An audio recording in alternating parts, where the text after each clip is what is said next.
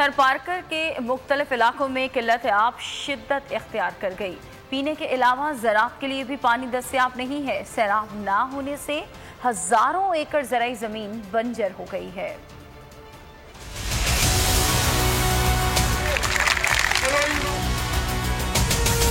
सैकड़ों आबादकारों और इलाका मकीनों ने थर के शहर कलोई से 40 किलोमीटर मोटरसाइकिल पर रैली निकालकर गुलमोहरी पर आबपाशी अमलदारों के खिलाफ धरना दे दिया।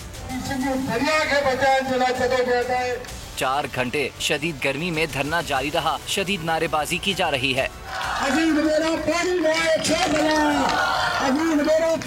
इलाका मकीनों और आबादकारों का कहना है कि पानी की बूंद बूंद को तरस रहे हैं। पानी की किल्लत के बाइस हमारी हजारों एकड़ जमीन बंजर बन गई है, मगर सिंध हुकूमत किसी भी किस्म का नोटिस लेने के लिए तैयार नहीं।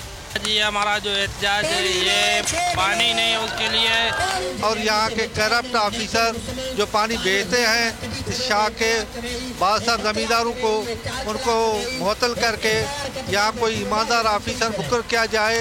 महकमा आबपाशी के अफसरान आबादकारों से रिश्वत लेते हैं। पानी बेचा जा रहा है।